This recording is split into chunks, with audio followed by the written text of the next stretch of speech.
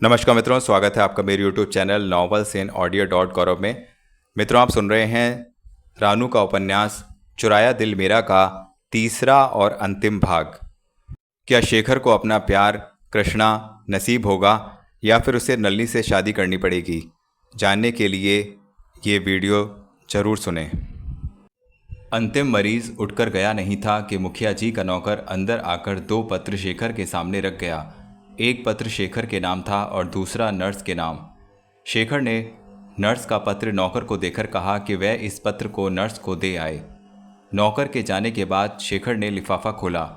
पत्र कृष्णा का था। शेखर, याद नहीं तुम्हें कितनी बार लिख चुकी हूँ कि तुम्हारी एक झलक पाने के लिए मैं कितनी बेचैन हूँ, लेकिन तुम हर बार कोई ना कोई बहाना बनाकर मुझे हीरापुर आने से रोक देते हो।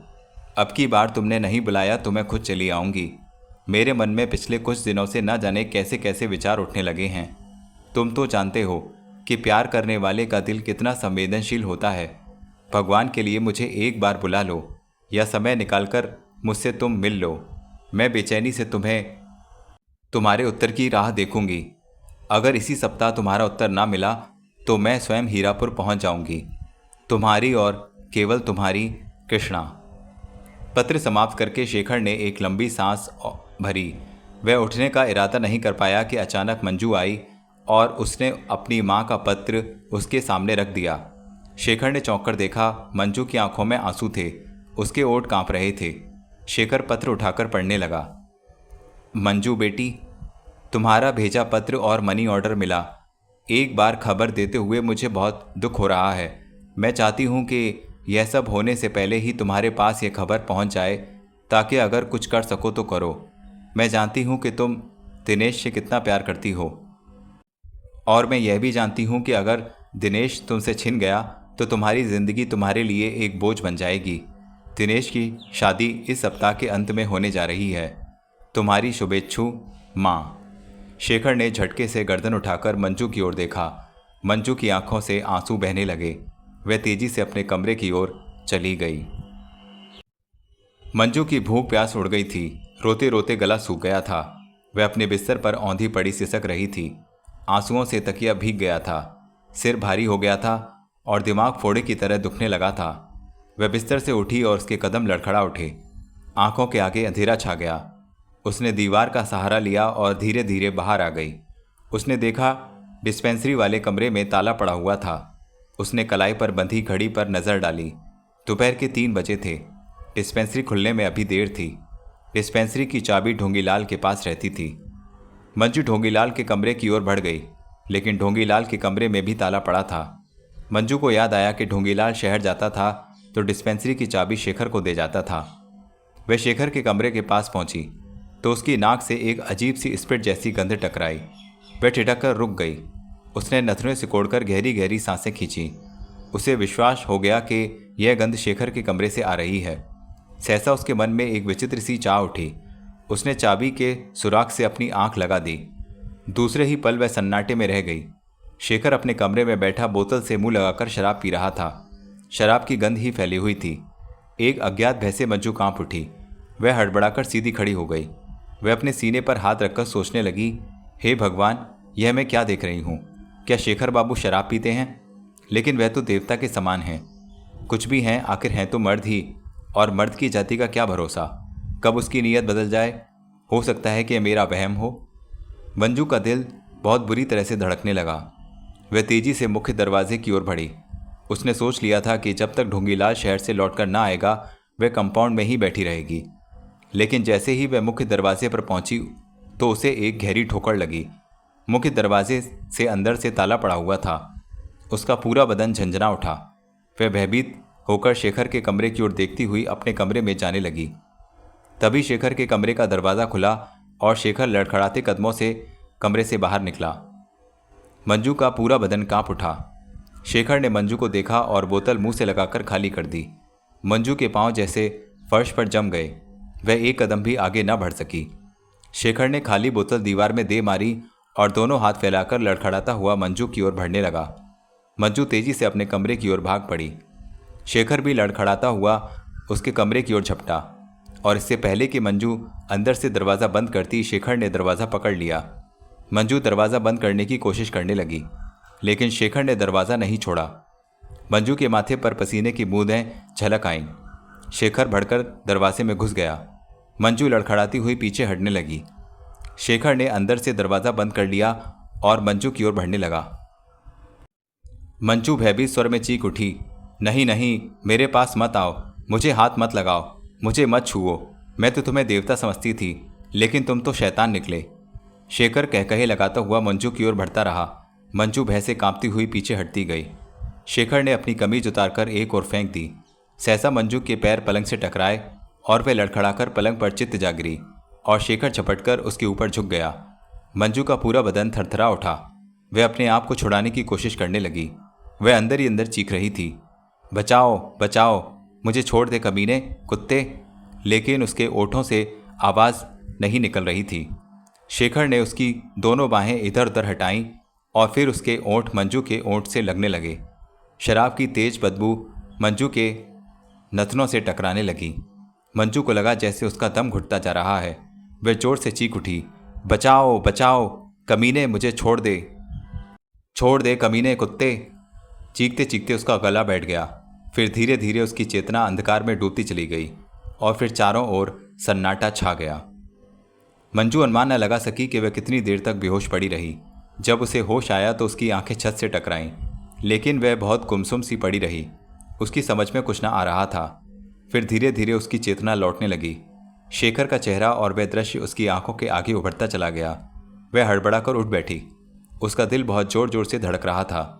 सांसें तेज तेज चल रही थीं। उसने जल्दी जल्दी अपना बदन टटोला, कहीं वह लुट तो नहीं गई। लेकिन उसने महसूस किया कि उसकी आबरू सुरक्षित थी। उसकी पलकें भीग आईं। वह अपने आप में बड़बड़ाई, हे भगवान, शुक्र है तेरा। वह बिस्तर से उठी, चप्पलें पहनी और दरवाज़ा खोलकर बाहर आ गई। उसने भयभीत नज़रों से पहले शेखर के कमरे की ओर देखा। कमरे का दरवाज़ा खुला था। फिर उसने ढोंगीलाल के कमरे की ओर देखा।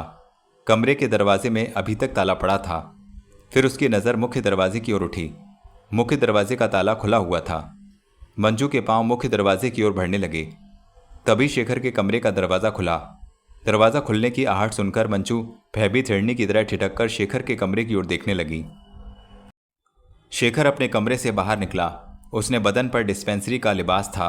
वह टाई की गांठ ठीक कर रहा था। सहसा उसकी नज़र मंजू पर पड़ी। वह रुक गया और मुस्कुराकर बोला, तुम जाग गई? मंजू ने भयभीत नज़रों से उसकी ओर देखा और थूक निकलकर बोली, हाँ। शेखर मुस्कुराता हुआ मंजू की ओर बढ़ने लगा। मंजू कांपती हुई आवाज़ में पीछे हटती हुई बोली, नहीं नहीं, मेरे पास मत आओ। क्यों? शेखर मुस्कुराकर बोला, मैं तो तुम्हें देवता समझती थी, लेकिन तुम तो राक्षस निकले। अच्छा, शेखर हंसकर बोला, सिद्ध करो कि मैं राक्षस हूँ। तुमने मेरी आबरू पर हमला किया, तो क्या तुम्हारी आबरू सुरक्षित नहीं है? मैं शेखर हंसकर बोला, मंजू, तुम्हारे ऊपर मेरा हमला कामयाब हो गया। क्या? हाँ मंजू, देखो अब तुम सुन भी रही हो और बोल भी रही हो। मंजू इतनी जोर से उछली जैसे उसके पास कोई बम फट गया हो। फिर वह खुशी से कांपती हुई आवाज़ में बोली, हाँ मैं बोल सकती हूँ, मैं सुन सकती हूँ। डॉक्टर साहब, मैं बोल सकती हूँ, मैं सुन सकती हूँ। मंजू खुशी से नाचने लगी। फिर सहसा शेखर के पैरों के पास बैठकर उसने शेखर के पैर पकड़ लिए। मैंने आप पर व्यर्थ ही शक किया। और वह बच्चों की तरह फूट फूट कर रोने लगी। शेखर ने उसके कंधे पकड़कर उसे उठाया और भारी आवाज़ में बोला, मंजू, मैं तुमसे उस जाति और बेहूदगी की माफ़ी चाहता हूँ जो तुम्हारे इलाज के लिए मुझे तुम्हारे साथ करनी पड़ी।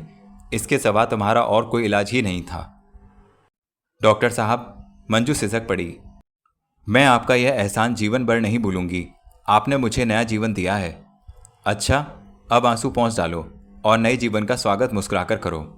मैं तुम्हें 1 सप्ताह की छुट्टी दे रहा हूँ। तुम शहर जाकर अपने प्रेमी के साथ विवाह कर लो। मंजू की आंखों से खुशी के आंसू बहने लगे। शेखर ने उसकी पीठ थपथपाई। ढोंगीलाल सामान लेकर डाक बंगले में पहुंचा तो डिस्पेंसरी बंद थी। शेखर का कमरा भी बंद था। ढोंगीलाल ने सामान मेज पर रख दिया और बड़बड़ाया, क्या मुसीबत है? अब इस गूंगी बहरी के साथ घंटे भर मगज पच्ची करो, तब चाबी मिलेगी। यह जिल्लत भी अपने मुकद्दर में लिखी थी। वह बुरा सा मुंह बनाकर मंजू के कमरे के दरवाजे पर गया। उसने दरवाजे पर दस्तक दी, लेकिन दूसरे ही पल चौंकर बड़बड़ाने लगा, धत तेरे की, भला ये बहरी क्या सुनेगी। अचानक मंजू के कमरे का दरवाज़ा खुला। मंजू को देखते ही डोंगीलाल धांत पीसकर बड़बड़ाया, खुदा मुझे गारत करे, मेरे ही मुकद्दर में बंदी थी। वॉट? मंजू ने आंखें निकाली। कुछ नहीं, डॉक्टर साहब कहाँ गए? मरीज देखने। डिस्पेंसरी की चाबी यह लो। मंजू ने चाबी ढोंगीलाल को दी।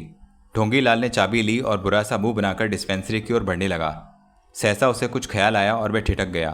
फिर डरते डरते मंजू की ओर मुड़कर बोला, तुम बोल सकती हो? क्यों नहीं? मंजू मुस्कुरा दी। सुन भी सकती हो? बिल्कुल। ढोंगीलाल के मुंह से एक जोर की चीख निकली और उसने मुख्य दरवाजे की ओर छलांग लगाई। दरवाजे पर पहुंचते ही वह शेखर से टकरा गया। शेखर आश्चर्य से पूछने लगा, यह क्या पागलपन है? डॉक्टर साहब, भूत भूत। कहाँ है भूत? वह ढोंगीलाल ने मंजू की ओर इशारा किया। वह तो मंजू है, इसके ऊपर कोई भूत सवार हो गया है। क्यों? वह गूंगी थी ना? हाँ तो अब बोलने लगी है और सुनने भी लगी है। ओहो, शेखर ने भयभीत होने की एक्टिंग की। तब तो सचमुच इसके ऊपर भूत सवार हो गया है। मंजू बड़ी मुश्किल से हंसी रोक पाई और बालों को बिखेरकर डरावनी आवाज़ बनाकर बोली, हाँ, मैं बाबा धर्मदास का भूत हूँ। डाक बंगले के पीछे वाले पीपल पर 1000 साल से रह रहा हूँ। अरे मेरी माँ, मैं मर गया। ढोंगीलाल रुआंसा होकर बोला। लेकिन तुम्हें यहाँ आने की क्या ज़रूरत आ पड़ी? मेरा नाम धर्मदास है।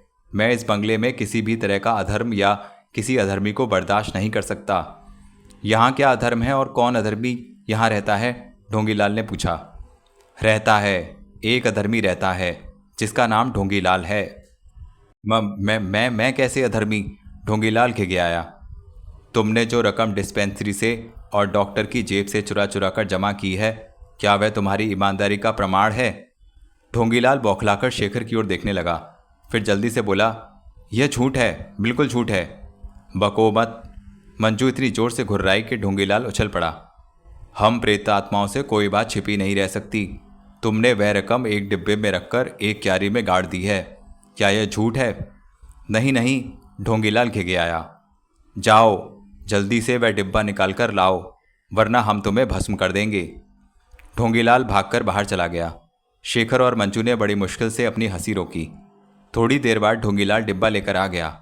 उसने डिब्बा खोलकर मंजू के सामने रख दिया और कांपते हुए बोला, इसमें पूरे 508 रुपये हैं।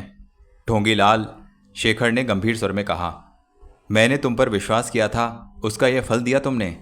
मुझे माफ़ कर दीजिए डॉक्टर साहब। ढोंगीलाल गिड़गिड़ाया। मैं परिस्थितियों से विवश था।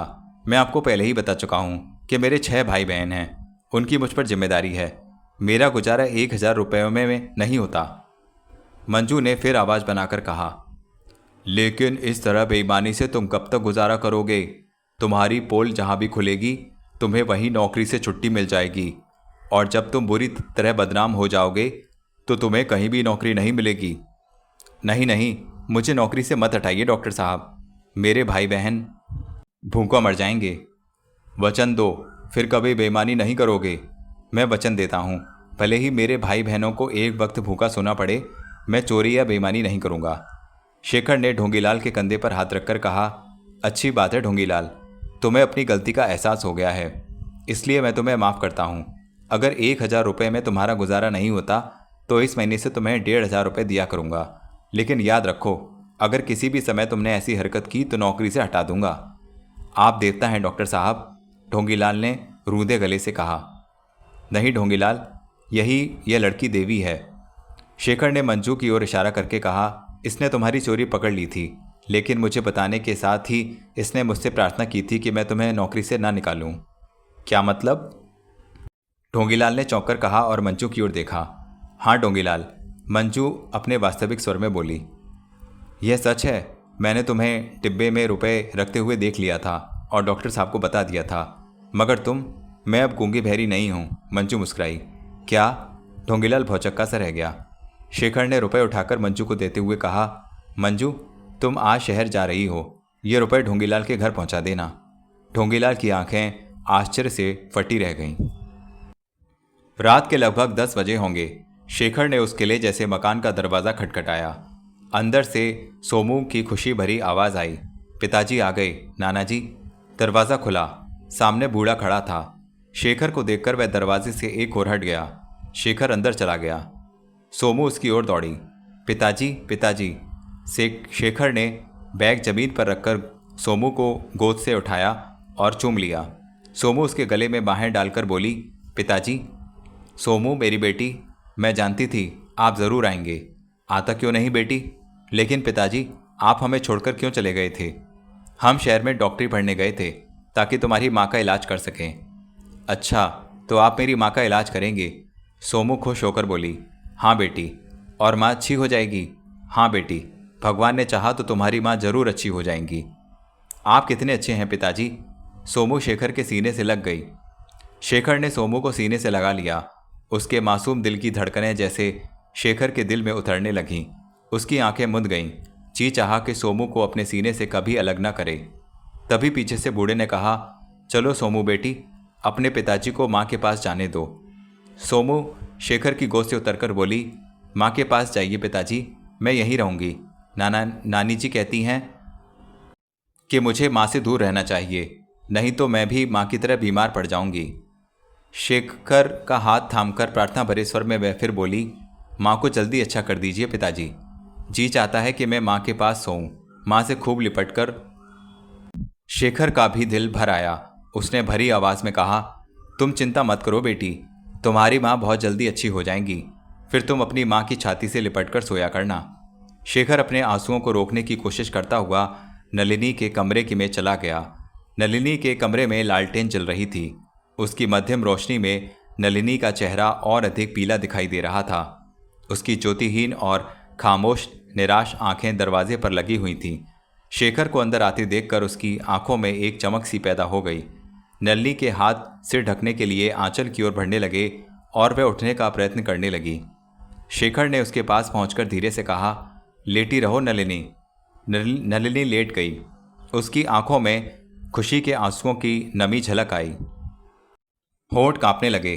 शेखर उसे ध्यान से देखता हुआ बैठ गया। वह भोली भाली बीमार औरत जो उसे अपना पति समझती है, जो उसके भाई की पत्नी है, उसे क्या पता कि इसका पति नहीं है। इसकी आंखों में खुशी की झलक है। एक नई जिंदगी लहराती हुई महसूस हो रही है। अगर उसे यह पता चल जाए कि मैं उसका पति नहीं हूँ तो इतना बड़ा सदमा यह कैसे बर्दाश्त करेगी? क्या यह मर न जाएगी? यह एक मासूम बच्ची की माँ भी है, सोमू की माँ। पिताजी, माँ को जल्दी जल्दी अच्छा कर दीजिए। मेरा बहुत जी चाहता है माँ के पास सोने को, खूब लिपटकर। सोमू के शब्द शेखर के कानों में गूंज उठे। उसने नलिनी को देखकर धीरे से पूछा, अब तबीयत कैसी है? नलिनी की ओठ कांपे, लेकिन आवाज़ नहीं निकली। उसकी आंखों से आंसू बहने लगे। तुम रोती हो नलिनी? नहीं, यह तो खुशी के आंसू हैं। मेरे लिए इससे बड़ी खुशी और क्या हो सकती है कि मेरा सुहाग सुरक्षित है। शेखर सन्नाटे में रह गया। नलिनी ने अपने आंसू पहुंचकर भर्राए स्वर में कहा, मेरी आंखें तो कल से दरवाजे पर ही लगी थीं। आपके इंतजार में एक एक पल एक एक साल के बराबर मालूम हो रहा था। कल आपकी एक झलक देखकर मैं बेहोश हो गई थी। जब होश में आई तो मैंने समझा कि शायद मैंने सपना देखा था, मगर सोमू ने बताया कि वह सपना नहीं था, सच था। आप सचमुच आए थे। कहते कहते नलिनी की आवाज़ भर्रा गई। शेखर ने उसके चेहरे को ध्यान से देखते हुए कहा, नलिनी, तुम नहीं पूछोगी कि मैं इतने दिनों तक तुमसे क्यों दूर रहा? नहीं, मैं आपसे कुछ भी नहीं पूछती। जिसने मुझे इतना दूर रखा, मेरे लिए यही बहुत है कि मेरा सुहाग सलामत है। मेरी बच्ची के सिर पर बाप का साया मौजूद है। नलिनी ने कांपते हुए कमज़ोर हाथ से शेखर का हाथ थाम लिया। मेरी और कोई तमन्ना नहीं है, बस मैं इतना ही चाहती हूँ कि मुझे आपकी बाहों में भले ही स्थान ना मिले, लेकिन आपके चरणों में ज़रूर मिले। मैं जब तक जिंदा हूँ और जब तक मेरी सोमू बड़ी ना हो जाए। ऐसी बातें मत करो नलिनी, तुम जिंदा हो और रहोगी इतने दिन के अपनी सोमू के हाथों में मेहंदी लगा सको, डोली में बिठाकर उसे विदा कर सको। सच? हाँ नलिनी, मैं तुम्हारा इलाज करूँगा, तुम बहुत जल्दी ठीक हो जाओगी। शेखर ने नलिनी का हाथ चूमा और सिसकियाँ भरने लगा। शेखर धीरे धीरे उसके सिर को सहलाने लगा। शेखर नलिनी के कमरे से निकला तो सामने खड़े बूढ़े को देखकर ठिठक गया। अब कैसी है नलिनी? इंजेक्शन दे दिया है, रात को आराम से सो जाएगी। वह ठीक हो जाएगी क्या? हाँ जी, अब नलिनी मरेगी नहीं, मैं उसे मौत की बेरहम गोद से निकाल लाऊंगा। बूढ़े ने शेखर के दोनों हाथ पकड़ लिए और भर्राई हुई आवाज़ में बोला, मुझे माफ़ कर दो बेटे, मैंने तुम्हें गलत समझा था। मामा जी, जसपाल ने आज मुझे सब कुछ सच सच बता दिया है। मैं तुम्हें हरीश समझता था। मैंने तुम्हारे साथ जाति भी की थी। मुझे मालूम नहीं था कि तुम हरीश के जुड़वा भाई हो। जो हुआ उसे भूल जाओ मामा जी। सोमू तुम्हें अपना पिता समझती है और नलिनी पति। इन दोनों का काम बना रहेगा मामा जी। नलिनी मेरे भाई की पत्नी है, सोमू मेरे भाई की बेटी है। सोमू के सिर पर माँ का साया बना रहे, जो कि मेरा कर्तव्य है। इसके लिए मुझे जो भी करना पड़ेगा मैं करूँगा। मैं आपको वचन देता हूँ कि सोमू के सिर पर से माँ का साया कभी नहीं हटेगा। बेटे, बूढ़ा शेखर का हाथ पकड़कर रो पड़ा। शेखर ने बूढ़े का कंधा थपकाकर तसल्ली दी और धीरे से बोला, सोमू कहाँ है? अचानक बुढ़िया सोमू को गोद में लेकर आ गई। सोमू यह रही बेटे। पिताजी, सोमू ने अपनी बाहें फैला दी। शेखर ने उसे अपने सीने से लगा लिया। सोमू शेखर के सीने से लगकर बोली, मुझे अपने साथ ले चलिए पिताजी। मुझे नानी जी और नाना जी माँ के पास नहीं जाने देते। मैं आपके पास सोया करूँगी पिताजी। शेखर सन्नाटे में रह गया। बूढ़े ने सोमू की गोद में लेने की कोशिश की और कहा, आओ बेटी, अब पिताजी को जाने दो। नहीं, पिताजी के साथ जाऊंगी मैं। मुझे अपने साथ ले चलिए पिताजी। सोमू जोर जोर से रोने लगी। शेखर का दिल भर आया। उसने सोमू को सीने से लगाकर कहा, अच्छी बात है, चलो बेटी। नहीं लेकिन बेटे, बूढ़े ने आश्चर्य से कहा, आप चिंता ना कीजिए। सोमू रोजाना रात को मेरे साथ आया करेगी। वैसे भी सोमू का इस जगह से दूर रहना जरूरी है। बुढ़िया और बुड्ढा दोनों सन्नाटे में रह गए। सोमू को सीने से लगाए और एक हाथ में बैग लटकाए शेखर मकान से बाहर निकल गया। ढोंगीलाल हड़बड़ाकर उठा और बिस्तर से छलांग लगाकर फर्श पर जा पड़ा हुआ। कुछ देर तक वह सीने पर हाथ रखकर लंबी लंबी सांसें लेता रहा। उसके चेहरे पर भय की कुछ छाया थी। कुछ देर बाद वह अपने कमरे से निकला और तेजी से मंजू के कमरे की ओर बढ़ा। उसने डरते डरते मंजू के कमरे का दरवाज़ा खोला और अंदर झांका। मंजू का बिस्तर खाली था। ढोंगीलाल बड़बड़ाया, अरे मंजू तो अपने घर गई है। तभी पीछे से शेखर की आवाज़ आई, क्या बात है ढोंगीलाल? ढोंगीलाल चौंक कर बुढ़ा और भयभीत स्वर में बोला, कुछ नहीं कुछ नहीं। मंजू के कमरे में क्या देख रहे हो? मंजू को? लेकिन मंजू तो मुंबई गई हुई है। वह तो मुझे मालूम है, ढोंगीलाल ने भर्राई हुई आवाज़ में कहा। फिर भी तुम उसके कमरे में झांक रहे हो? शेखर ने ढोंगीलाल को घूरा। डॉक्टर साहब, ढोंगीलाल आंसू पोंछते हुए बोला, क्या सचमुच मंजू पर भूत आता था? नहीं तो क्या खुद भूतनी है? नहीं तो क्यों? अगर वह भूतनी नहीं है तो मेरे ऊपर सवार क्यों हो गई है? क्या मतलब? जब वह यहाँ थी तो मुझे उस पर गुस्सा आता था, उससे डर लगता था।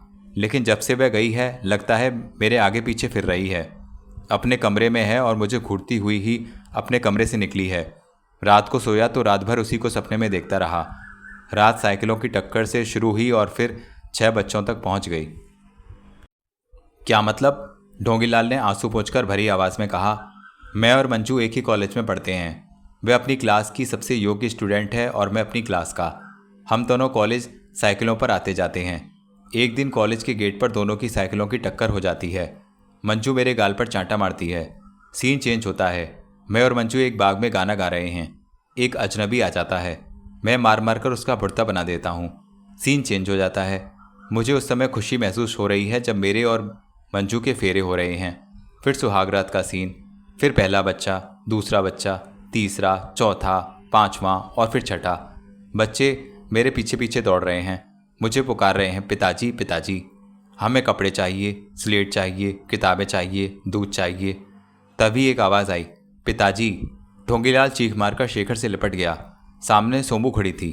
ढोंगीलाल कांपती आवाज़ में बोला, नहीं नहीं, अब और नहीं चाहिए। ढोंगीलाल जोर से चीखकर शेखर से लिपट गया। हे ढोंगीलाल, शेखर उसे डांटते हुए बोला, होश में आओ और मंजू के सपने देखना छोड़ दो। वह मुंबई शादी करने गई है। नहीं, ढोंगीलाल की आवाज़ बैठ गई। सोमू ने शेखर का हाथ पकड़कर कहा, यह कार्टून कौन है पिताजी?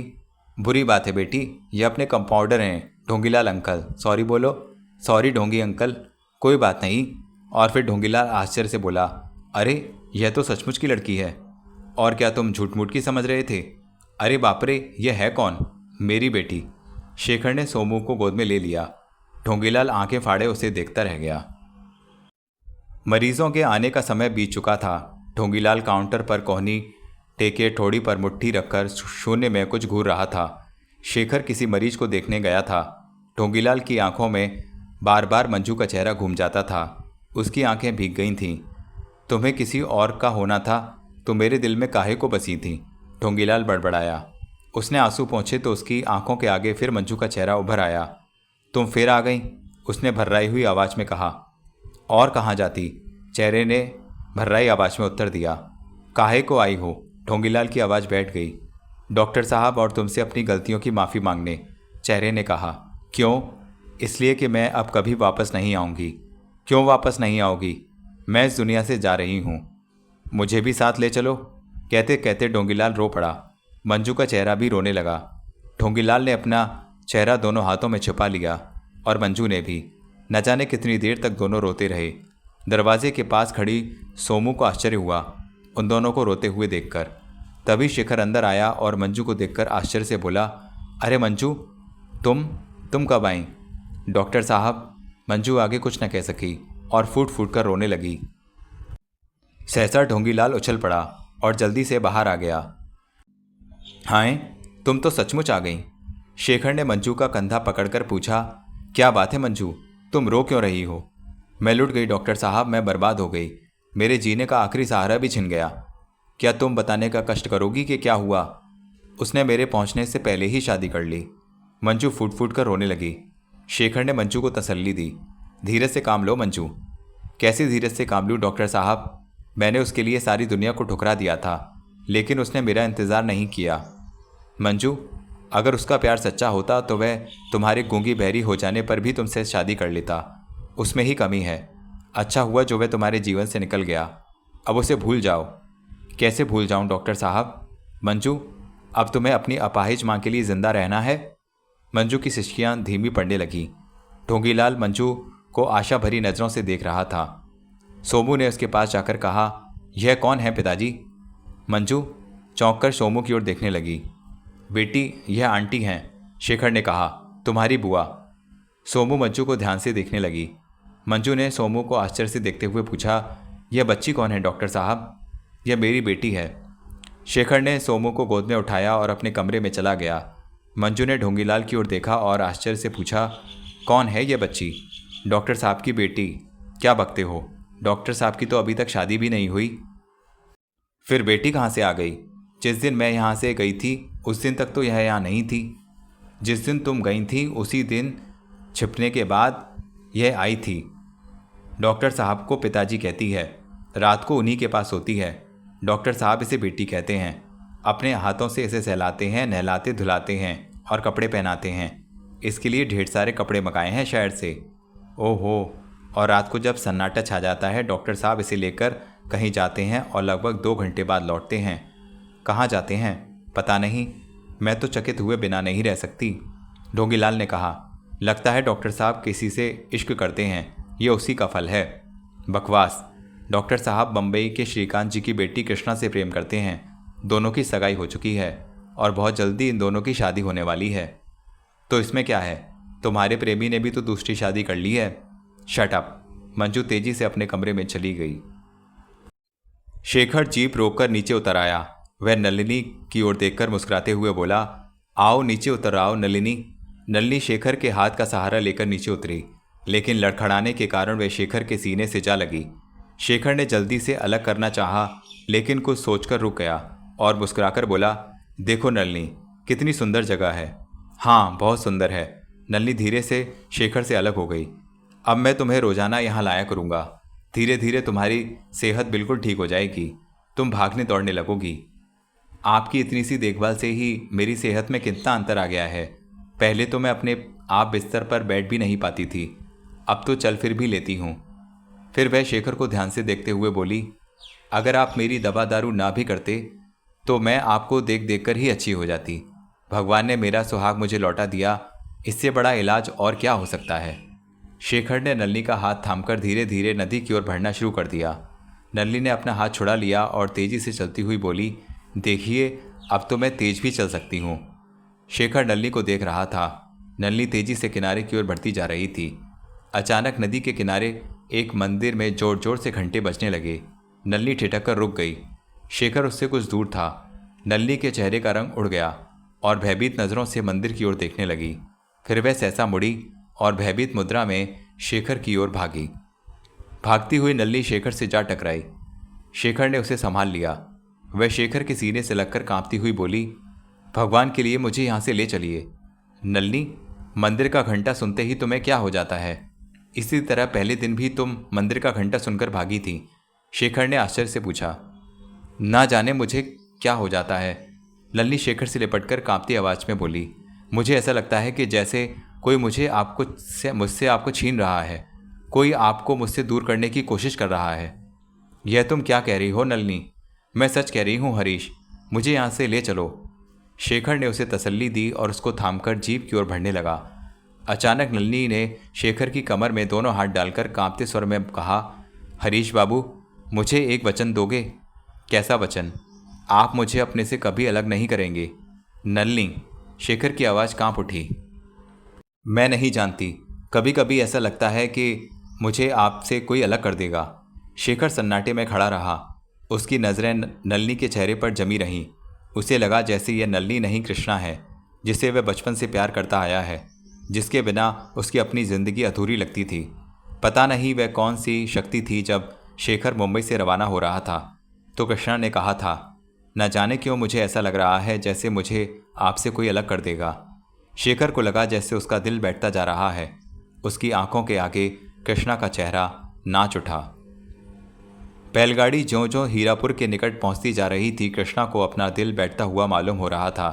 वह बार बार अपने दिल को समझा रही थी, नहीं नहीं, शेखर मुझे धोखा नहीं दे सकता। वह मुझसे प्यार करता है, हमारा प्यार अमर है। वह 3 वर्ष इंग्लैंड में रहकर भी नहीं बदला। अचानक उसके दिल के किसी कोने से आवाज़ आई, तो फिर हीरापुर आकर वह तुम्हारी ओर से इतना उदासीन क्यों हो गया है? तुम्हारे पत्रों के उत्तर हफ्तों के बाद देता है।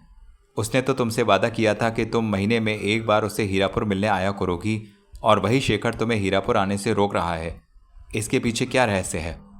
दूसरे पल कृष्णा अपने दिल को समझाने लगी, नहीं, यह मेरा वहम है। उसने नई नई प्रैक्टिस शुरू की है, जमने में अभी देर लगेगी, और 6 महीने भी कोई लंबा समय होता है।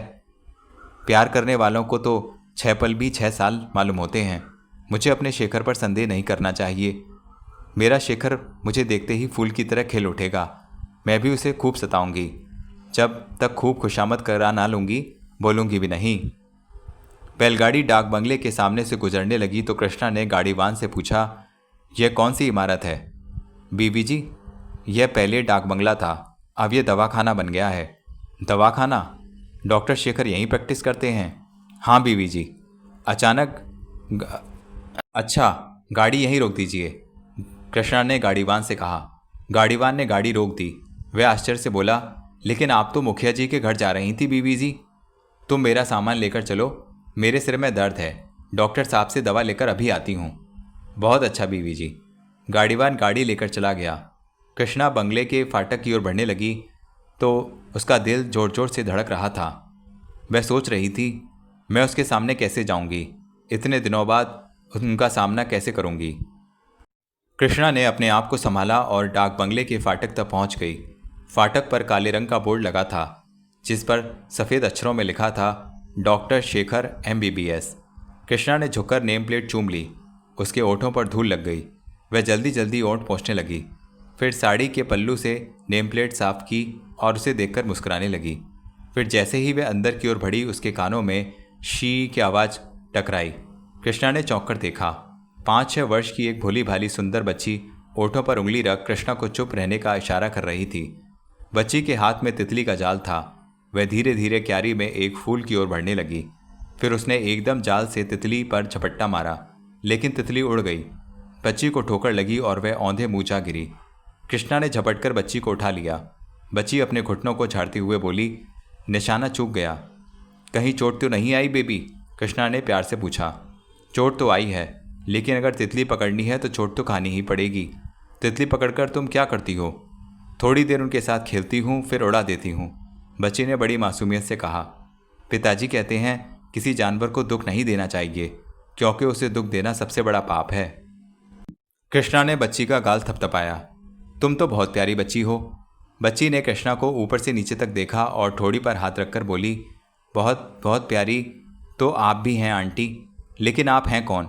क्या आपकी तबीयत खराब है? क्या आप डॉक्टर साहब को दिखाने आई हैं? यही समझ लो। लेकिन तुम कौन हो? क्या तुम यहीं रहती हो? यहाँ ना रहती तो यहाँ तितलियाँ क्यों पकड़ती? यह तो मेरे पिताजी की डिस्पेंसरी है। तुम्हारे पिताजी की? कृष्णा ने आश्चर्य से कहा। और क्या, शायद आप पहली बार यहाँ आई हैं। तुम्हारे पिताजी का नाम क्या है? मेरे पिताजी का नाम फाटक पर लगे बोर्ड पर लिखा है, डॉक्टर शेखर। कृष्णा को लगा जैसे ढेर सारे बम उसके चारों ओर एक साथ फिट कर दिए गए हों, जैसे किसी ने उसे पहाड़ की चोटी से समुद्र की गहराई में फेंक दिया हो। उसकी आंखें आश्चर्य से फटी रह गईं। बच्ची उसे देखती रही, फिर हाथ पकड़कर बोली, आंटी, आप किस सोच में डूब गईं? कृष्णा चौंक पड़ी। उसने ध्यान से बच्ची को देखा और कांपते स्वर में बोली, तुम झूठ तो नहीं बोल रही हो? भला मैं झूठ क्यों बोलूंगी आंटी? पिताजी कहते हैं कि झूठ बोलने वाले से भगवान रूठ जाते हैं। कृष्णा को लगा जैसे उसके पांव तले से धरती खिसकती जा रही है। तो यह कारण है मुझे गांव आने से रोकने का। इसलिए इंग्लैंड से लौटकर इस वीरान और उजाड़ गांव में डिस्पेंसरी खोली गई है। शेखर, तुम मुझे इतना बड़ा धोखा दोगे मैंने सपने में भी नहीं सोचा था। कृष्णा की आंखें भीगने लगीं। बच्ची ने कृष्णा का हाथ थामकर कहा, आंटी, आप फिर कुछ सोचने लगी हैं? नहीं तो? कृष्णा ने जल्दी से हाथ छुड़ाकर कहा, तो फिर अंदर चलकर बैठिए ना। पिताजी एक मरीज को देखने गए हैं। नर्स आंटी और कंपाउंडर अंकल भी उनके साथ गए हैं। नहीं बेटी, मैं चलती हूँ, फिर आऊँगी। लेकिन आंटी, आपको पिताजी से क्या काम था? कोई काम नहीं था बेटी, सिर दर्द हो रहा था, सोचा कोई गोली ले लूँगी। गोली? बच्ची ने चुटकी बजाकर कहा, ठहरिए, मैं अभी लाती हूँ। कृष्णा के मना करने पर भी बच्ची दौड़कर अंदर चली गई और थोड़ी देर बाद एक गोली और एक गिलास पानी लेकर आ गई। लीजिए आंटी, यह नोवल्जिन की गोली है, पानी से ले लीजिए, अभी दर्द जाता रहेगा। बच्ची की जिद पर कृष्णा ने गोली ले ली। फिर बच्ची के सिर पर हाथ फेरकर प्यार से बोली, थैंक्स बेबी, तुम बहुत अच्छी हो। नाम क्या है तुम्हारा? मेरा नाम सोमू है। क्या तुम्हारी माँ भी यहीं रहती है? जी नहीं, मेरी माँ यहाँ से बहुत दूर रहती हैं। बहुत दूर कहाँ? वह उधर, वहाँ जो आमों का बाग है जो दूर दिखाई दे रहा है, उसके पीछे एक पुराना किला है, उसमें रहती हैं। लेकिन वह इतनी दूर क्यों रहती हैं? तुम्हारे पिताजी के साथ क्यों नहीं रहती? वह बीमार हैं। क्या बीमारी है उन्हें? नाना जी और नानी जी का कहना है कि उन्हें टीबी हो गई है। ओह, कृष्णा ने आश्चर्य से कहा। इसलिए नानी जी और नाना जी मुझे माँ के पास रहने नहीं देते। मैं यहाँ पिताजी के पास रहती हूँ। रात को पिताजी मुझे माँ के पास थोड़ी देर के लिए ले जाते हैं। लेकिन वह इतनी बीमार क्यों हो गई हैं? इसलिए कि पिताजी माँ को छोड़कर चले गए थे। माँ और नानी जी समझते हैं कि पिताजी भगवान को प्यारे हो गए। ओह, तुम्हारे माँ पिताजी को बहुत प्यार करती होंगी। हाँ, बहुत करती हैं। जब पिताजी नहीं मिले थे तो उन्हें रोज़ाना याद करती थीं। और तुम्हारे पिताजी? वह भी माँ को बहुत प्यार करते हैं, रोज़ाना माँ को दूर तक घुमाने ले जाते हैं। कृष्णा को लगा जैसे उसका दिल बैठता जा रहा है। उसने अपनी रुलाई रोकने के लिए बड़ी सख्ती से अपने ओंठ भींच लिए। सोमू कृष्णा का हाथ पकड़कर बोली, आप मेरे पिताजी से नहीं मिलेंगी आंटी? नहीं बेटी, अभी नहीं, फिर कभी आऊँगी। आपका नाम क्या बताऊँ? बेटी, वैद्य तो हमें जानते ही नहीं, नाम से क्या पहचानेंगे? आप पहले कभी नहीं मिली पिताजी से? नहीं बेटी, तब तो आप जरूर मिलिए, बहुत अच्छे हैं मेरे पिताजी। पहले तो हम तुम्हारी माँ से मिलेंगे। माँ को जानती हैं आप? नहीं, लेकिन जब तुम इतनी अच्छी हो तो तुम्हारी माँ भी बहुत अच्छी होगी। मेरी माँ बहुत अच्छी हैं आंटी, आप उनसे मिलेंगी तो आपको बहुत अच्छा लगेगा। मैं किसी दिन आपको माँ के पास ले चलूँगी। लेकिन बेटी, अपने पिताजी को मत बताना। क्यों आंटी? अगर तुम हमें आंटी मानती हो तो हमारी बात मान लो। मैं पिताजी को नहीं बताऊंगी, लेकिन मुझे उस जगह का रास्ता तो मालूम नहीं जहाँ माँ रहती है। तुम्हारे पिताजी तुम्हें कब ले जाते हैं माँ के पास? रात को खाना खाने के बाद। अच्छी बात है, तुम चिंता मत करो, मैं खुद रास्ता देख लूँगी। कृष्णा ने प्यार से सोमू के सिर पर हाथ फेरकर कहा, अच्छा बेटी, हम चलते हैं, फिर मिलेंगे। कृष्णा तेजी से डाक बंगले से निकल गई और गांव की ओर बढ़ने लगी।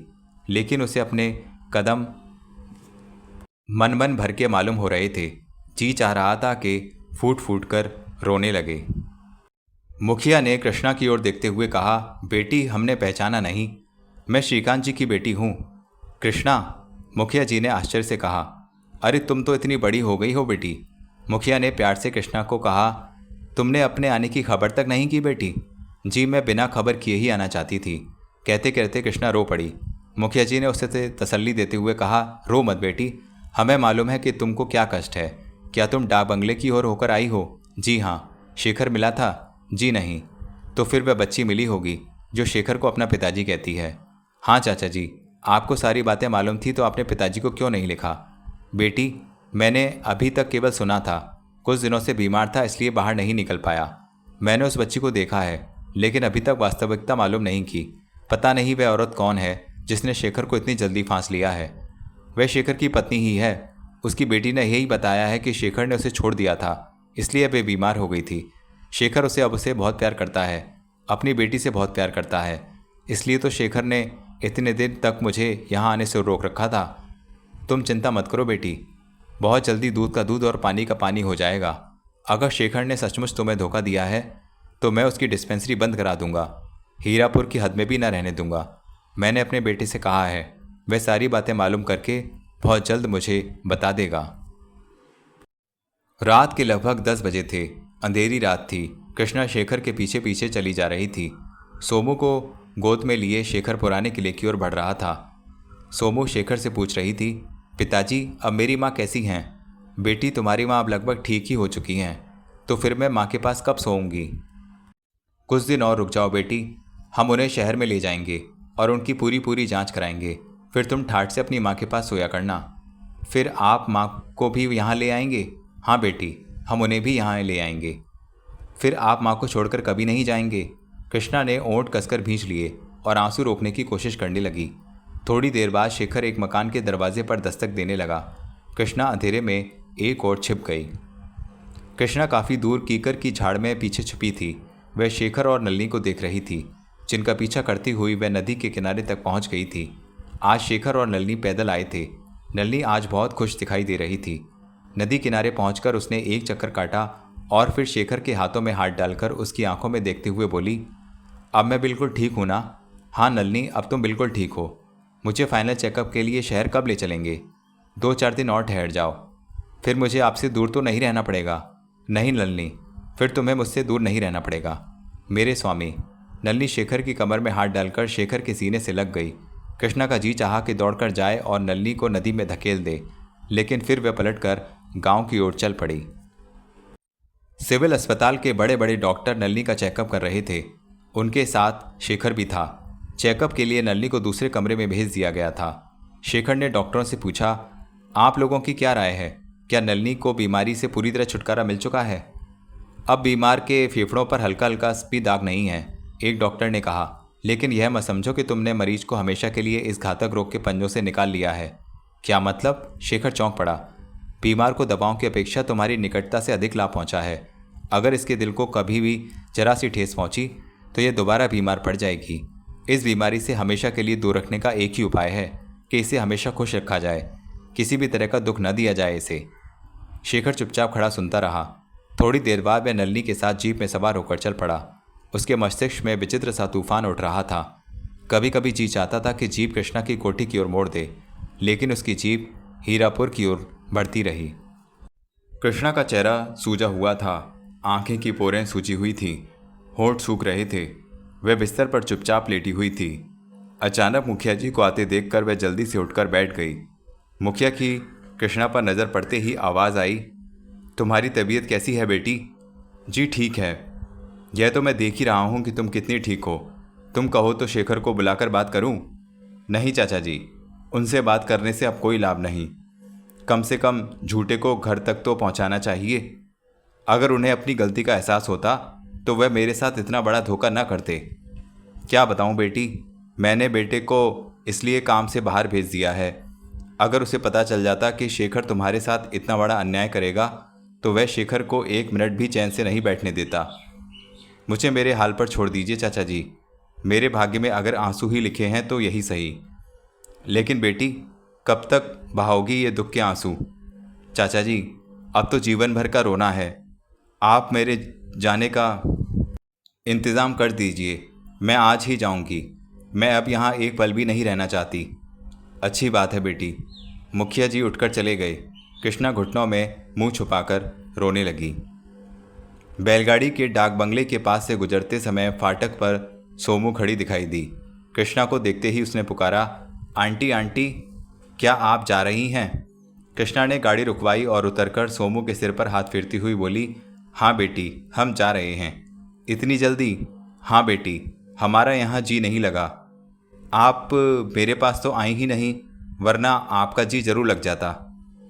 फिर हम फिर आएंगे तो तुम्हारे पास जरूर आया करेंगे। कृष्णा से बर्दाश्त ना हो सका।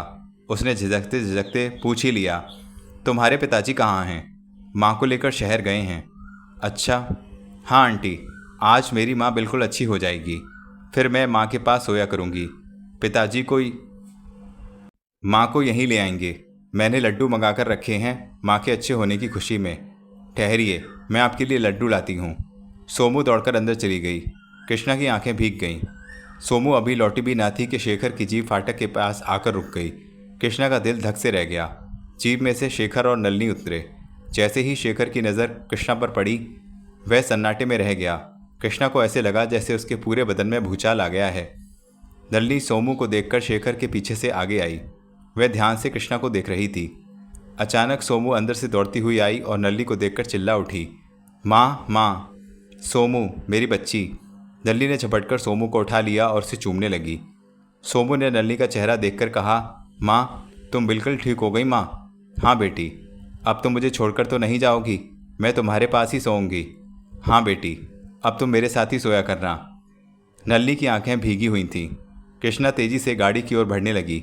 सोमू ने जल्दी से पुकारा, आंटी आंटी, ठहरिए आंटी। कृष्णा ठिठक कर रुक गई। सोमू नलिनी की गोद से उतरी और कृष्णा की ओर बढ़ती हुई बोली, आंटी लड्डू खाकर जाइए, मेरी माँ बिल्कुल ठीक हो गई हैं। कृष्णा ने डबडबाती आंखों से लड्डू लिए।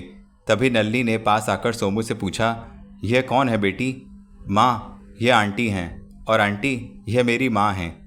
फिर सोमू शेखर की ओर मुड़कर बोली, और आंटी यह मेरे पिताजी हैं। शेखर ने बड़ी कठिनाई से हाथ जोड़कर कांपते स्वर में कहा, नमस्ते, और फिर वह तेजी से अंदर चला गया।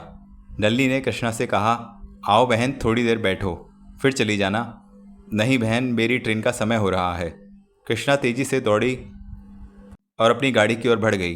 गाड़ी चल दी तो सोमू ने आगे बढ़कर जोर से पूछा, फिर कब मिलोगी आंटी? जल्दी ही आ जाऊंगी बेटी। टाटा आंटी, टाटा। कृष्णा ने हाथ हिलाया। उसकी आंखों से आंसू बहने लगे। वह रोती रही। बैलगाड़ी चलती रही। कृष्णा को लग रहा था कि बंगले की एक खिड़की से शेखर उसे देख रहा था।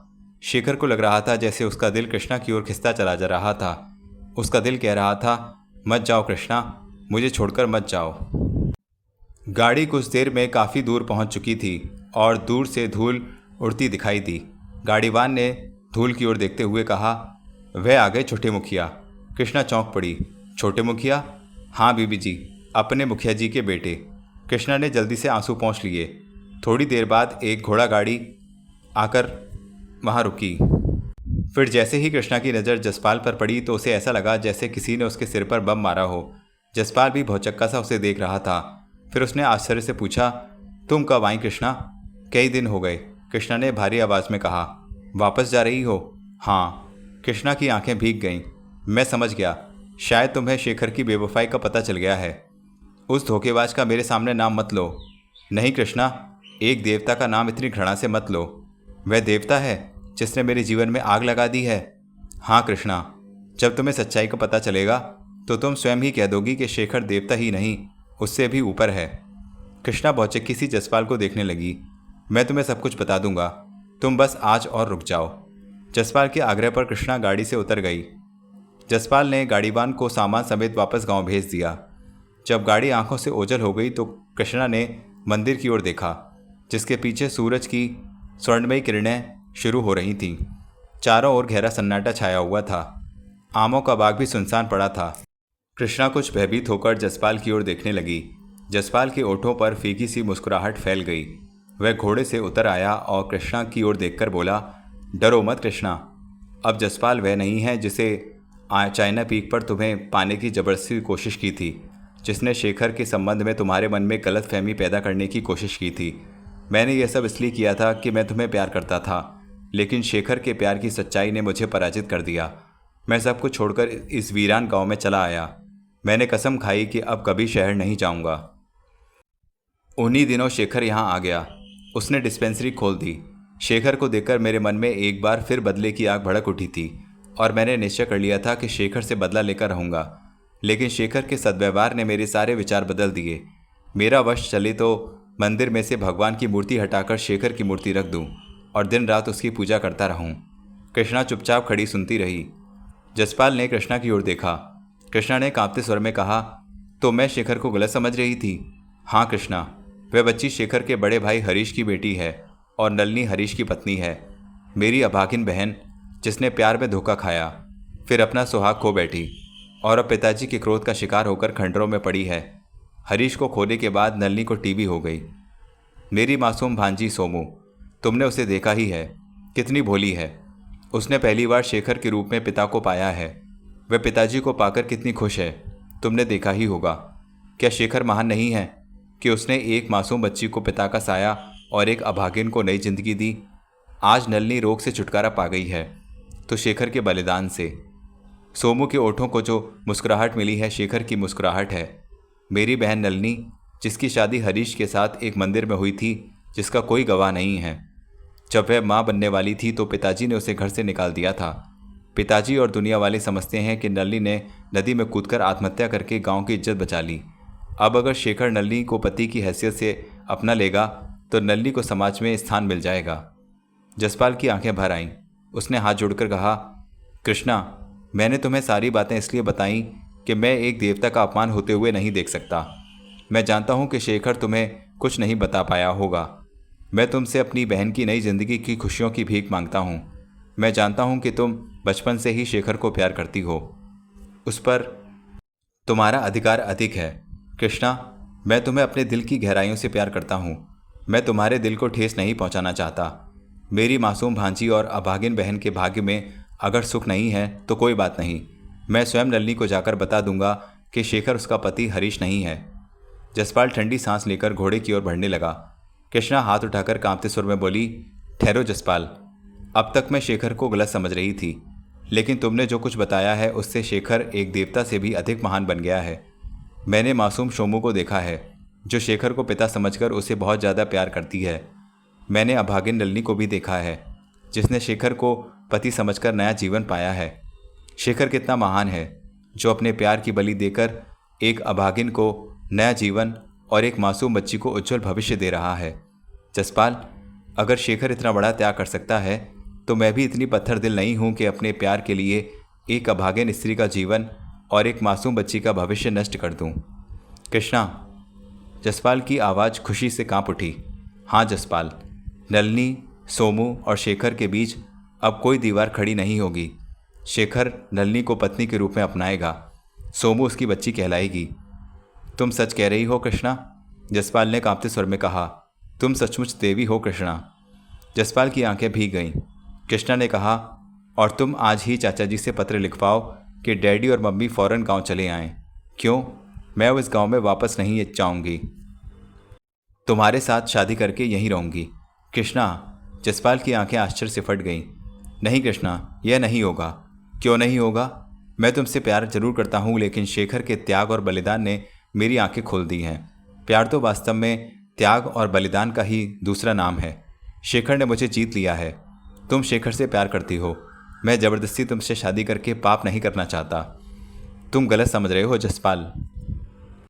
यह बात कहकर तो तुम मेरी नज़रों में शेखर से भी महान बन गए हो। मैं जान गई हूँ कि तुम्हारे मन में मेरे लिए कितना प्यार है। मैं अपनी खुशी से शादी करूँगी, केवल इसलिए कि अगर शेखर को यह पता चले कि मैंने उसके प्यार में शादी नहीं की और मैं अब भी उससे प्यार करती हूँ तो उसके कदम डगमगा जाएंगे। और अगर वह सब कुछ नलिनी को बता बैठा तो नलिनी और सोमू का क्या होगा? कृष्णा, मैं जो कुछ कह रही हूँ अपनी खुशी से। अगर मैं शेखर की आंखों के आगे तुम्हारी पत्नी बनकर रही तो शेखर को मुझसे घृणा हो जाएगी। धीरे धीरे उसके दिल से मेरा प्यार मिट जाएगा, फिर वह पूरी तरह नलिनी का पति बन जाएगा। लेकिन क्या तुम शेखर का प्यार दिल से निकाल सकोगी?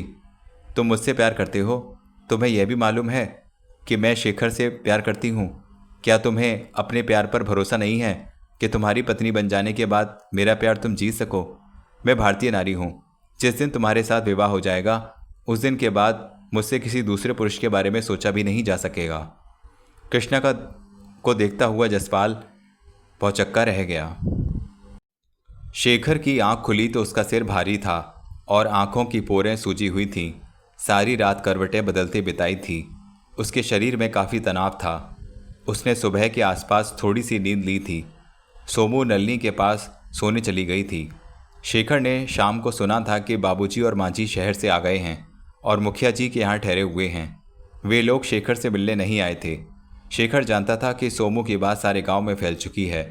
वह बात माँ जी और बाबूजी को भी मालूम हो गई होगी। शेखर का मन बार बार चाहता कि कृष्णा के पास जाकर सारी बातें उसे बता दे, लेकिन हर बार उसकी आंखों के आगे सोमू का मासूम चेहरा आकर उसे रोक देता था। शेखर उठकर बाथरूम में चला गया। उसका मन किसी भी काम में नहीं लग रहा था। जी चाहता था कि सब कुछ छोड़कर ऐसी जगह चला जाए जहां उसे कोई डिस्टर्ब करने वाला ना हो। वह कपड़े बदलकर डिस्पेंसरी पहुंचा तो उसने मेज पर एक कार्ड देखा। उसने कार्ड उठाकर पढ़ा तो उसे लगा जैसे किसी ने उसके सिर पर बम दे मारा हो। उसका समूचा बदन हिलकर रह गया। वह जसपाल और कृष्णा की शादी का कार्ड था। आज रात को ही विवाह होने वाला था। कृष्णा का चेहरा उसकी आंखों में घूम गया। कृष्णा, जिसे उसने बचपन से प्यार किया था, जिसके बिना उसने जीवन का कोई सपना न देखा था, वही कृष्णा आज हमेशा के लिए उससे दूर हो रही थी। जसपाल की पत्नी बनने जा रही थी। क्या मैं कृष्णा के बिना जिंदा रह सकूंगा? शेखर ने अपने आप से पूछा। नहीं, मैं अभी जाकर उसे सब कुछ बता दूंगा, बाबूजी को, माँ जी को और कृष्णा को भी। सहसा उसकी नज़रें सामने खड़े जसपाल पर पड़ी। जसपाल के ओठों पर फीकी मुस्कुराहट थी। उसने धीरे से कहा, मैं जानता था कि इस कार्ड को देखकर तुम्हारा क्या हाल होगा, लेकिन यह निर्णय मेरा नहीं, कृष्णा का है। उसने जो कुछ देखा है यही समझा है कि तुमने उसे धोखा दिया है, इसलिए वह मुझसे शादी करने जा रही है। हालांकि मैंने शादी का विरोध किया है क्योंकि मैं जानता हूं कि तुमने कृष्णा को धोखा नहीं दिया है। तुम महान हो, एक देवता से भी अधिक महान। मैं इसलिए तुम्हारे पास आया हूं कि अभी विवाह में बहुत देर है। अगर तुम कृष्णा के बिना नहीं रह सकते तो चलो, मैं अभी कृष्णा और उसके मम्मी डैडी को सारी बातें साफ साफ बताए देता हूँ और शादी रुकवाए देता हूँ। हाँ जसपाल, मैं कृष्णा के बिना जिंदा नहीं रह सकता, शेखर ने कांपते स्वर में कहा। जसपाल के ओठों पर फीकी सी मुस्कुराहट फैल गई। उसने भारी आवाज में कहा, मैं जानता था शेखर, बचपन का प्यार भुलाना कठिन है। यह देवता और फरिश्तों का युग नहीं है। अच्छा हुआ तुम्हें अपनी भूल का एहसास हो गया। अगर यह एहसास मेरे साथ कृष्णा की शादी के बाद या मेरी बहन को आपकी पत्नी बनाने के बाद होता तो क्या होता? मेरी बहन के भाग्य में शायद खुशी है ही नहीं। उसे जब मालूम होगा कि तुम उसके पति नहीं हो तो वह उसी पल मर जाएगी। मैं भी यही चाहूँगा कि वह मर जाए। रह गई मेरी मासूम भांजी सोमू, उसका भविष्य तो नष्ट हो ही जाएगा। बाप का साया सिर से हट ही चुका है, माँ का साया भी हट जाएगा और समाज उसे अवैध संतान मानकर कभी स्वीकार ना करेगा। कहते कहते जसपाल की आवाज़ भर्रा गई, आंखें भीग गईं। उसने अपने आंसू किसी तरह रोककर कहा, लेकिन तुम चिंता मत करो, मैं सोमू को लेकर दूर चला जाऊंगा। मैं तुम्हारा और कृष्णा का दिल किसी भी हालत में दुखने ना दूंगा। मेरे साथ चलो मेरे दोस्त। जसपाल ने शेखर का हाथ पकड़ लिया, लेकिन इससे पहले कि शेखर आगे बढ़ता सोमू वहां पहुंच गई। उसने शेखर की ओर बढ़ते हुए कहा, पिताजी, माँ ने कहा है आज रात आप वहीं खाना खाइएगा। माँ बनाएंगी आपके लिए खाना और रात को आप सोएंगे भी वहीं। शेखर सोचने लगा, यह मेरे भाई हरीश की बेटी है। इस मासूम ने क्या अपराध किया है जिसका दंड इसे भोगना पड़ेगा? जब उसे पता चलेगा कि मैं इसका पिता नहीं हूं तो इसके मासूम दिल पर क्या बीतेगी? क्या इतना बड़ा सदमा यह बर्दाश्त कर सकेगी? फिर हो सकता है इसके सिर से माया का साया भी हट जाए। नलिनी जो मुझे अपना पति समझती है, जब उसे पता चलेगा कि मैं हरीश नहीं हूं तो वह क्या समझेगी? वह किसी भी हालत में इतना बड़ा सदमा सहन ना कर पाएगी। डॉक्टरों ने कहा था कि अगर नलिनी को जरा सा भी दुख पहुंचा तो वह फिर बीमार पड़ जाएगी, और मैंने उसे नया जीवन दिया है। मैं अपने प्यार के लिए अपने ही हाथों से उसे मौत के मुंह में धकेल रहा हूं। अगर मुझे यही करना था तो उसे मैंने नया जीवन ही क्यों दिया है? हे भगवान, मैं क्या करूं? अचानक सोमू ने शेखर का हाथ थामकर कहा, माँ को क्या कह दूं पिताजी? शेखर चौंक पड़ा। जसपाल ने आगे बढ़कर सोमू के सिर पर हाथ फेरा और भारी आवाज में बोला, बेटी, यह तुम्हारे पिताजी ना। शेखर जल्दी से उसकी बात काटकर बोला, जसपाल। जसपाल चौंककर शेखर की ओर देखने लगा। शेखर ने सोमू को गोद में उठाकर प्यार से कहा, बेटी, अपनी माँ से कहना हम रात को वहीं खाना खाएंगे। सोमू का चेहरा फूल की तरह खिल गया और जसपाल भौचक्का सा रह गया। शेखर पुराने किला में पहुंचा तो उसका दिल बुझा बुझा सा था। उसे मालूम था कि आज नलिनी वहां अकेली होगी। वह सोमू को अपने कमरे में सुला आया था। सोमू के नाना और नानी मक्खनपुर गए हुए थे। शेखर के घर में घुसते ही उसकी नाक से कई तरह की खुशबुएं टकराईं। सामने ही नल्ली को खड़ा देखकर शेखर ठिठक कर रह गया। नल्ली के बदन पर सुर्ख साड़ी थी, चेहरा भी गुलाबी हो रहा था, आंखें खुशी से चमक रही थीं। शेखर को देखकर वह मुस्कुराती हुई बोली, मुझे मालूम था कि आज की रात आप यहीं पर बिताएंगे। उसने आगे बढ़कर शेखर का हाथ थाम लिया और बड़े प्यार से बोली, आइए पहले खाना खा लीजिए। नहीं नल्ली, मुझे बिल्कुल भूख नहीं है, शेखर ने मुस्कुराकर कहा। क्यों? शेखर ने ध्यान से नलिनी को देखा और उसकी गर्दन में हाथ डालकर मुस्कुराकर बोला, पहली बात तो यह है कि सोमू ने अपने साथ जिद करके खाना खिला दिया। दूसरी बात यह है कि आज की रात कितने वर्षों के बाद आई है हमारे जीवन में। क्या तुम्हें भूख लगी है? नलिनी की आंखें शर्म से झुक गईं। वह धीरे से बोली, भूख तो मुझे भी नहीं लगी। मुझे भी नहीं लगी, तो फिर आओ हम अपने प्यार को नई जिंदगी दें। शेखर नलिनी का हाथ थामकर कमरे में ले गया। कमरे में चारों ओर खुशबुएं फैली थीं। नलिनी ने बिस्तर पर फूल बिखेरे हुए थे, चारों ओर फूलों के हार लटके हुए थे। कमरे को बड़े सलीके से सजाया गया था। शेखर ने ठंडी सांस लेकर कहा, आज तुम सचमुच अप्सरा मालूम हो रही हो। नलिनी ने लजाकर शेखर के कंधे पर सिर लगा दिया। आज कितनी खुशबू है यहाँ, लेकिन तुम्हारे अस्तित्व के आगे फीकी है। नलिनी लजा गई। मैं एक बात और कहना भूल ही गया नलिनी। वह क्या? आज तुम पूरी तरह रोगमुक्त हो गई हो। आज तुम्हें भगवान ने नया जीवन दिया है। नया जीवन तो आपने दिया है मुझे, मेरे भगवान तो आप ही हैं। फिर भी नलिनी, मुझे ऐसा लग रहा है कि मैं तुम्हें जीवन में पहली बार छू रहा हूँ। इसलिए हम एक बार फिर भगवान के सामने चलेंगे और आज फिर भगवान को साक्षी मानकर जीवन भर साथ रहने का वचन दोहराएंगे। शेखर ने जेब से सिंदूर की डिबिया निकाली। मैं आज तुम्हारी मांग में इस तरह सिंदूर भरूंगा जिस तरह एक पति अपनी पत्नी की मांग में पहली बार सिंदूर भरता है। नलिनी का चेहरा लाज से गुलाबी हो गया। शेखर ने उसका हाथ थामकर कहा, आओ हम दोनों फिर भगवान के सामने चलें। दोनों कमरे से बाहर आए और किले जैसे मकान में ही बने मंदिर की ओर बढ़ गए। मंदिर में दीपक का मध्यम प्रकाश फैला हुआ था। उस प्रकाश में भगवान राम और सीता की मूर्तियां मुस्कुरा रही थीं। शेखर ने आगे बढ़कर जैसे ही घंटा बजाया, नलिनी के चेहरे का रंग उड़ गया। ऐसा लगा जैसे उस पर पागलपन छा गया हो। शेखर ने फिर घंटा बजाया। नलिनी हड़बड़ाकर एक कदम पीछे हट गई। उसने दोनों हाथों से सीना थाम लिया। उसकी सांसें तेज हो गईं। ऐसा लगा जैसे वे बेहोश होकर गिर पड़ेगी। शेखर ने घंटा बजाना बंद कर दिया, लेकिन घंटे की आवाज़ बराबर आ रही थी। शेखर और नलिनी भौचक्के से एक दूसरे को देख रहे थे। घंटे की आवाज़ निरंतर तेज होती चली जा रही थी। कृष्णा को लड़कियों ने दुल्हन बना दिया था। उसके बदन पर सुहाग का जोड़ा था। कलाइयों में हरे कांच की चूड़ियाँ थीं। गोरे गोरे हाथ पैरों में मेहंदी रची हुई थी। लेकिन वह ज्यों ज्यों दुल्हन बनती जा रही थी, उसका कलेजा बैठता जा रहा था। उसके दिल और दिमाग पर एक विचित्र सा भय और पागलपन छाता जा रहा था। बाहर औरतें ढोलक पर सुहाग गीत गा रही थीं। गीतों के बोल कृष्णा के कानों में जैसे पिघला हुआ शीशा उड़ेल रहे थे। उसका दिल भर आता था। आंसू उमड़े चले आ रहे थे और उसकी कल्पना में रह रहकर शेखर का चेहरा उभर आता। वह शेखर जिसके साथ उसने सारा जीवन बिताने के सपने देखे थे, आज वे सपने जसपाल के साथ भावरें पड़ते ही हमेशा के लिए खाक हो जाएंगे। शेखर हमेशा के लिए बिछुड़ जाएगा। क्या वह शेखर के बिना जिंदा रह सकेगी? क्या वह शेखर से दूर रहकर एक पल भी चैन की सांस ले सकेगी? फिर जब एक लड़की ने कृष्णा के माथे पर बिंदिया लगाई तो वह बर्दाश्त न कर सकी। उसने ओठों से सिसकियां निकली और वह एक और लुढ़क कर बेहोश हो गई। न जाने कब उसे होश आया। तभी उसने अपने पास माँ, बाबूजी और मुखिया जी को बैठे देखा। उन तीनों के चेहरों पर चिंता की छाया थी। माँ जी ने उसके सिर पर प्यार से हाथ फेरते हुए पूछा, कैसी तबीयत है बेटी? माँ, कृष्णा सिसककर माँ जी के कंधे से लग गई। माँ जी की आंखें भर आईं। मुखिया जी ने कृष्णा को ध्यान से देखा और बाबूजी से बोले, श्रीकांत, इसे दुख क्या है? कुछ समझ में नहीं आता।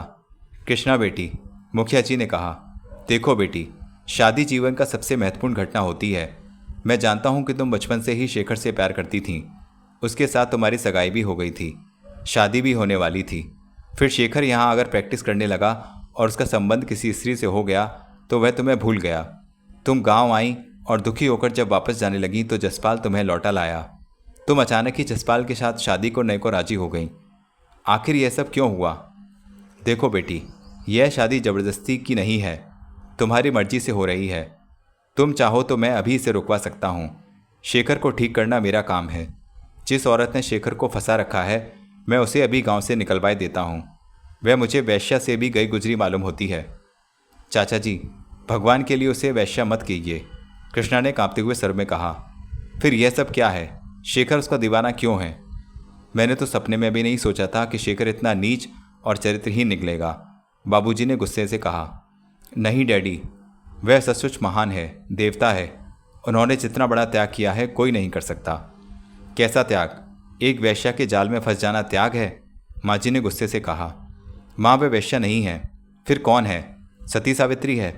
हाँ माँ, वह औरत सती सावित्री ही होती है जो पति के बिछड़ने पर टीवी का शिकार हो जाती है।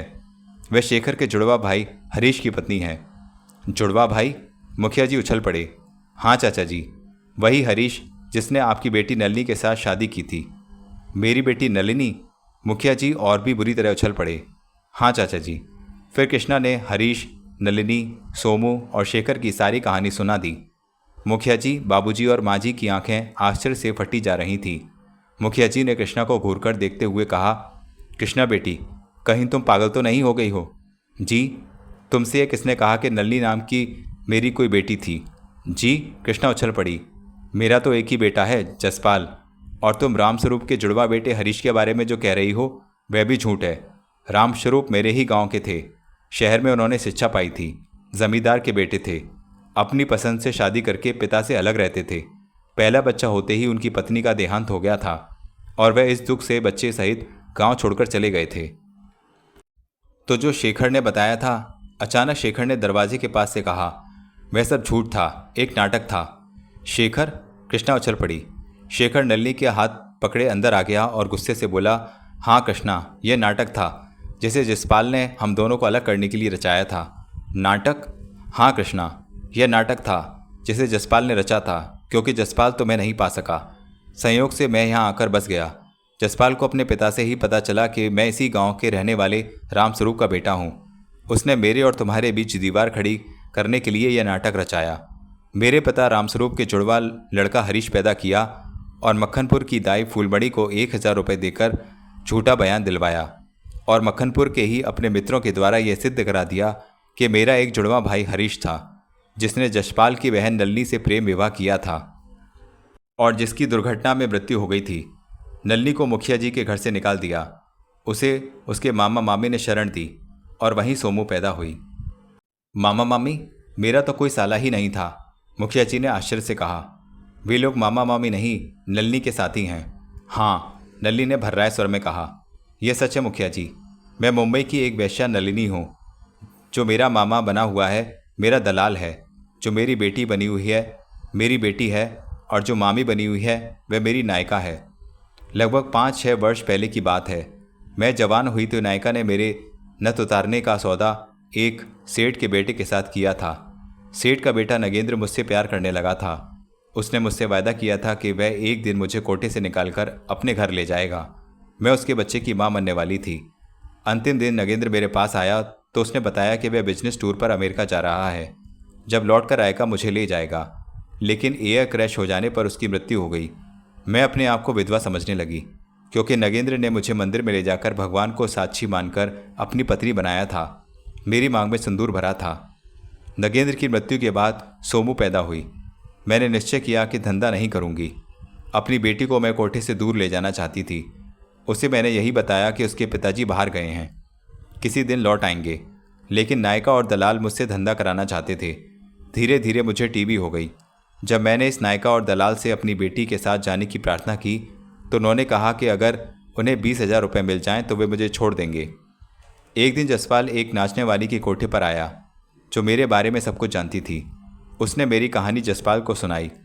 जसपाल ने मेरे पास आकर यह प्रस्ताव रखा कि अगर मैं उसके नाटक में साथ दूं तो वह मुझे 25,000 रुपये देगा, जिससे मैं नायिका के पंजे से छुटकारा पा जाऊंगी। इसके साथ ही मेरी सोमू को पिता और मुझे पति भी मिल जाएगा। मैं जसपाल के नाटक में शामिल हो गई।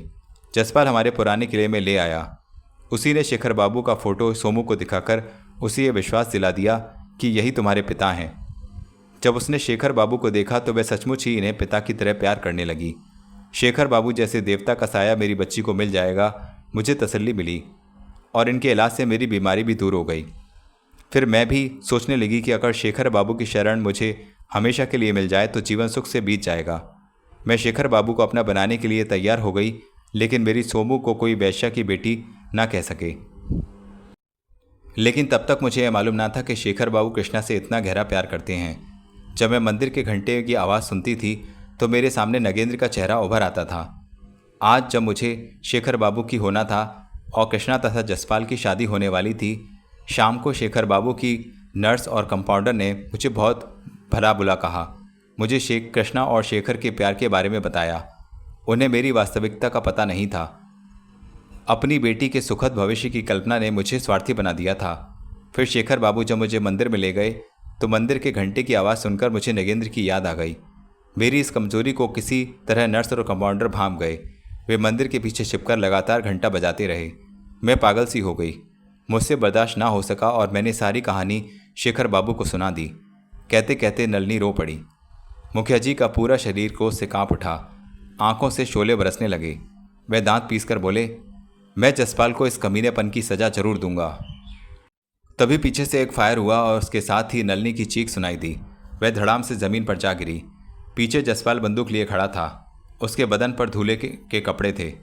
उसने घुर्राकर कहा, जसपाल ने हार मानकर बैठना कभी नहीं सीखा है। पिताजी, मेरा नाटक असफल हो गया तो क्या? शेखर इस दुनिया में नहीं रहेगा और अगर कृष्णा किसी की बन सकती है तो केवल मेरी। जसपाल ने जैसे ही शेखर की ओर बंदूक उठाई, कृष्णा चीख कर शेखर के सामने आ गई। तभी पीछे से ढोंगीलाल ने जसपाल की बंदूक की नाल ऊपर को उठा दी। गोली छत से जा टकराई। दूसरे ही पल शेखर ने झपटकर बंदूक जसपाल के हाथ से छीन ली। मुखिया जी के नौकरों ने जसपाल को दबोच लिया। शेखर ने झपटकर नलिनी का सिर अपने घुटने पर रख लिया और उसका सिर हिलाकर पुकारने लगा, नलिनी, नलिनी। नलिनी ने आंखें खोल दी और डूबती हुई आवाज़ में बोली, मुझे माफ़ कर देना शेखर बाबू, और मेरी सोमू को यह कभी मत बताना कि आप उसके पिता नहीं हैं। उससे कह देना कि उसकी माँ बहुत बीमार हो गई थी, इलाज के लिए शहर भेज दिया गया है।